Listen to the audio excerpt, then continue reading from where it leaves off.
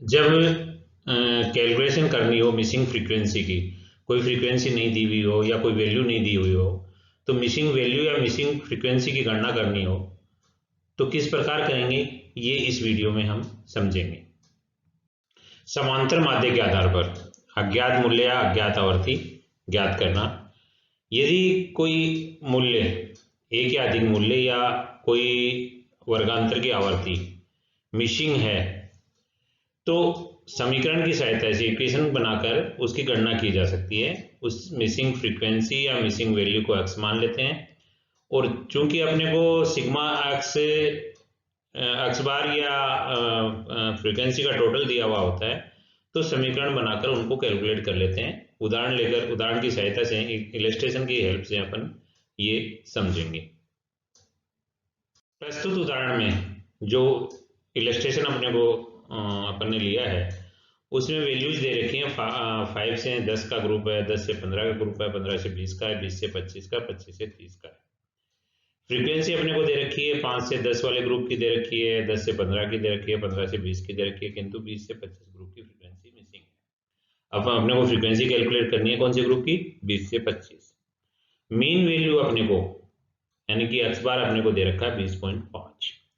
X बार की calculation कैसे करते हैं, ये अपन फॉर्मूला एक्स बार के लिए लगाते हैं, sigma F x upon N, यानी फ्रीक्वेंसी को एक्स से मल्टीप्लाई करते हैं और एन का भाग देते हैं। यदि यहाँ एज्यूम कर लें अपन मिसिंग फ्रीक्वेंसी को ए या एक्स या वाई कुछ भी एज्यूम करें, तो यहाँ अपन ने ए एज्यूम कर लिया और वही कैलकुलेशन दोहराते हैं जो मीन के लिए करते हैं। तो देखिए वैल्यूज 5 से 10, 10 से 15, 15 से 20, 20 से 25, 25 से 30।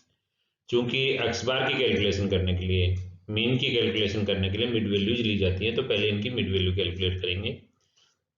5 से 10 ग्रुप की मिड वैल्यू 7.5, 10 से 15 की 12.5। अपर लिमिट और लोअर लिमिट दोनों को जोड़ा, 2 का भाग दिया। अपर मिड वैल्यू कैलकुलेट करने का क्या तरीका है, अपर लिमिट और लोअर लिमिट उस ग्रुप की जोड़ेंगे, दोनों को जोड़ेंगे और 2 का भाग दे देंगे। तो जैसे 5 प्लस 10 को जोड़ा तो 15 हो गए, 15 में 2 का भाग दिया तो कितना आ गया 7.5। 10 और 15 दोनों को जोड़ा दूसरे ग्रुप में और टोटल आया 25, उसमें 2 का भाग दिया तो 12.5। इस तरह वैल्यू ज्ञात कर लिया। फ्रीक्वेंसी अपने को जो दी हुई है वो तो लिख लिया अपन ने, और जो नहीं दी है उसको एज्यूम कर लिया, ए कर लिया, एक्स कर सकते हैं, वाई कर सकते हैं, कुछ भी एज्यूम कर लेंगे एक वैल्यूज के लिए। तो इस प्रकार फ्रीक्वेंसी का चूंकि टोटल अपने को क्या करना पड़ेगा, 20 तो बाकी हैं, यानी बाकी ग्रुप जो है उनकी फ्रीक्वेंसी कितनी है, 2 प्लस 4 प्लस 6 प्लस 8 20 है। और उस ग्रुप की फ्रीक्वेंसी अपन ने चूंकि ए एज्यूम किया है तो एन बराबर होगा 20 प्लस ए एज्यूम किया तो ए भी जोड़ेंगे। 20 में से इस ग्रुप की फ्रीक्वेंसी जुड़ने के बाद एन का मान आ जाएगा। मिड वैल्यू चूंकि अपन ने कैलकुलेट ही कर ली है, तो अब सिग्मा एफ एक्स कैलकुलेट करेंगे। एफ एक्स के इसके लिए क्या करेंगे, एफ को एक्स से मल्टीप्लाई करेंगे। तो पहले ग्रुप में अपन ने 7.5 को 2 से मल्टीप्लाई किया, दूसरे ग्रुप में 4 को 12.5 से किया, तीसरे ग्रुप में 6 की फ्रीक्वेंसी को 17.5 से किया। चौथे ग्रुप की अपने पास फ्रीक्वेंसी नहीं है, चौथे ग्रुप की फ्रीक्वेंसी नहीं है, ए माना अपन ने, तो ए को 22.5 से किया तो 22.5 ए आ गया। और अगले ग्रुप की 8 को 27.5 से किया। तो इस प्रकार जो एफ एक्स है उसका टोटल किया, तो टोटल अपन करेंगे तो न्यूमेरिक वैल्यू को तो सबको जोड़ देंगे, तो 390 यानी बाकी ग्रुप की प्लस 22.5 ए। 22.5 ए को अलग क्यों लिया, क्योंकि जो भी ए की मान आएगा उसको 22.5 से मल्टीप्लाई करेंगे, वो 390 में जुड़ेगा, तब जाके अपना रिजल्ट आएगा। अब फॉर्मूला यूज किया तो एक्स बार बराबर sigma F x upon n. Sigma F x अपन ने टोटल किया था 390 प्लस 22.5 ए। उसी प्रकार नीचे एन के मान में भी 20 प्लस ए आ गया, और एक्स बार अपने को 20.5 क्वेश्चन में दिया हुआ है। अब देखिए 20.5 को मल्टीप्लाई किससे करेंगे, जो उधर भाग लग रहा है किसका, एन से, तो 20 प्लस ए से, तो वो इक्वल किसके होगा, 390 प्लस 22.5 ए।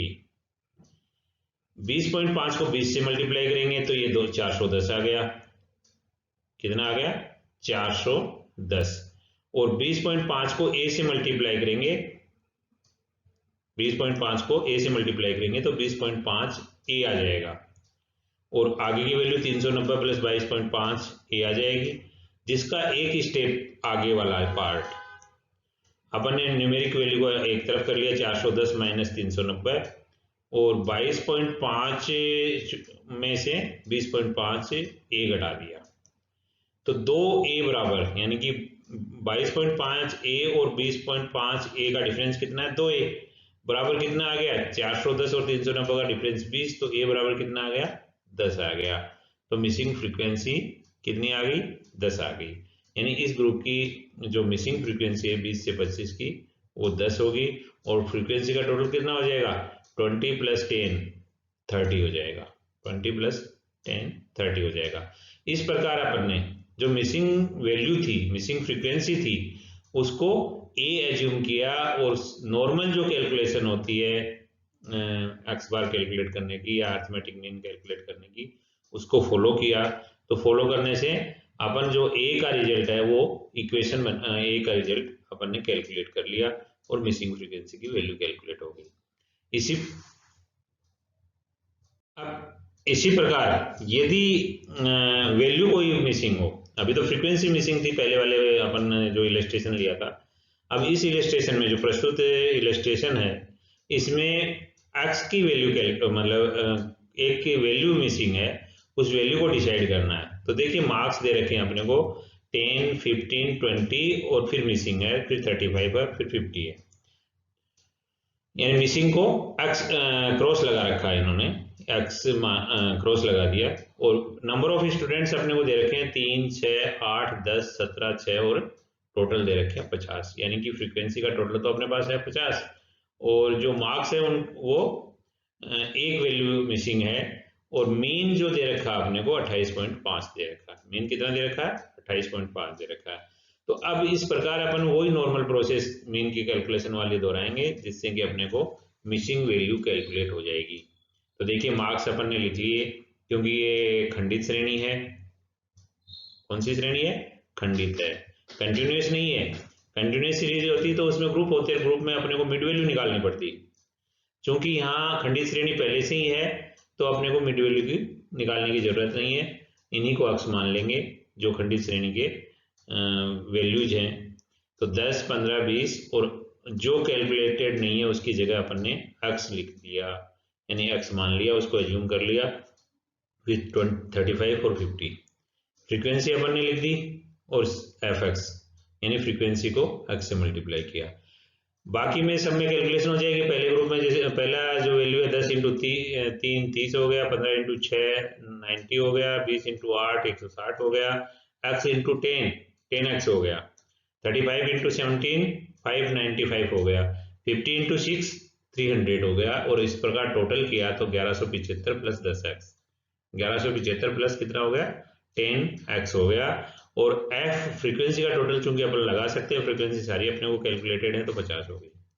फॉर्मूला यूज किया एक्स बार वाला, यानी कि अरिथमेटिक मीन वाला, sigma F x upon N 28.5 अपने को मीन दे रखा है, रिजल्ट अपने को दे रखा है। इस इक्वल्स किसके है, 1175 प्लस 10x, 1175 प्लस 10x में 50 का भाग देंगे, तो अब चूंकि 50 का भाग है तो 50 मल्टीप्लाई हो जाएगा 28.5 से, बराबर कितना हो जाएगा 1175 प्लस 10x, 1175 प्लस 10x, तो 28.5 को 50 से मल्टीप्लाई करेंगे तो कितना आ गया 1425 आ गया। माइनस के 1175 है, इनको इसकी साइड चेंज कर देंगे, साइड चेंज करेंगे तो इनको माइनस के हो जाएंगे 1175 और बराबर 10x हो जाएगा। तो 10x बराबर कितना हो गया 1425 में से 1175 घटाए तो 250 हो गया, तो x बराबर कितना हो जाएगा 250 में 10 का भाग देंगे तो 25 आ जाएगा, यानी मिसिंग वैल्यू कितनी आ गई 25 आ गई, 25 आ गई। इस प्रकार अपन ने क्या कैलकुलेट कर लिया, जो मिसिंग वैल्यू थी उसको x बार यानी अरिथमेटिक मीन के फॉर्मूले में रख के अपन ने कैलकुलेट कर लिया। तो ये जो दो इलस्ट्रेशन अपन ने लिए, जिसमें एक में मिसिंग फ्रीक्वेंसी थी, दूसरे में मिसिंग वैल्यू थी, जिनको अपन x या a या y कुछ भी एज्यूम करेंगे, और नॉर्मल प्रोसेस जो है अर्थमेटिक मीन कैलकुलेट करने का, वो अर्थमेटिक मीन कैलकुलेट करेंगे, जो फॉर्मूला यूज करेंगे वहां अपन उस वैल्यू को कैलकुलेट अपने आप हो जाएगी, उसको कैलकुलेट कर लेंगे, इक्वेशन जो अपना फॉर्मूले की बनेगी उसके आधार पर कैलकुलेट हो जाएगी। करेक्टिंग इनकरेक्ट वैल्यू, अशुद्ध मूल्य को शुद्ध करना। कभी कभी क्या होता है, भूल से या असावधानी से समांतर माध्य की जब गणना करते हैं तो वैल्यू गलत रीड कर लेते हैं, गलत वैल्यू काम में ले लेते हैं। तो ऐसी स्थिति में उसको सही कैसे करें? सही करने का तरीका जो है वो ये है कि अपन एक्स बार की कैलकुलेशन करते हैं, यानी अर्थमेटिक मीन की कैलकुलेशन करते हैं, तो सिग्मा एक्स अपॉन एन का फॉर्मूला यूज करते हैं, सिग्मा एक्स अपॉन एन का फॉर्मूला यूज करते हैं। चूंकि सिग्मा एक्स की कैलकुलेशन में जो वैल्यू है अपन ने गलत ले ली, तो सामान्यतः क्या करेंगे, सिग्मा एक्स की वैल्यूज में उस वैल्यू को जो गलत वाली है उसको घटा देंगे और नई वैल्यू जो सही वैल्यू है उसको जोड़ देंगे और एन का भाग दे देंगे, तो सही समांतर माध्य वो शुद्ध हो जाएगा। तो एक उदाहरण की सहायता से अपन ने इसको देखा है। देखिए 50 विद्यार्थियों के प्राप्तांकों का औसत 35 था, यानी कि 50 स्टूडेंट है जिनके प्राप्तांकों का औसत 35 था। लेकिन बाद में ज्ञात हुआ कि 2 विद्यार्थियों के प्राप्तांक 27 और 54 के स्थान पर 72 और 45 पढ़ लिए गए। शुद्ध माध्य ज्ञात कीजिए। तो देखिए अपन क्या करेंगे, इसमें अपन 50 विद्यार्थियों के प्राप्तांक का औसत 35 था, तो टोटल सिग्मा एक्स कितना आ जाएगा, 50 इंटू 35, 50 इंटू 35 टोटल होगा, यानी कि 1750 का टोटल वैल्यू थी। इसमें चूंकि अपन ने दो गलत लिए हैं, तो जो त्रुटि से क्या ले लिया अपन ने, 72 और 45, इन दोनों को घटा देंगे और जोड़ क्या देंगे, 27 और 54, जो सही वैल्यू उनको जोड़ देंगे, यानी गलत वैल्यू को घटा देंगे जो पहले से ऑलरेडी उसमें इंक्लूड है, और सही जो नई और सही वैल्यू है उसको ऐड कर देंगे। तो यहाँ जो गिवन इलस्ट्रेशन है इसमें 1750 में से -72 और -45 दोनों रॉन्ग वैल्यूज जो इनकरेक्ट वैल्यूज थी उनको लेस कर दिया और करेक्ट वैल्यूज को प्लस कर दिया, +27 +54। इस प्रकार रिजल्ट आया वो कितना आया, 1714 आया, जिसमें 50 का से डिवाइड किया तो करेक्ट जो मीन की वैल्यू है वो 34.28 आ गई। और अगर इसको मार्क्स हैं चूंकि तो पूर्णांक में देना चाहिए तो 35 हो गया।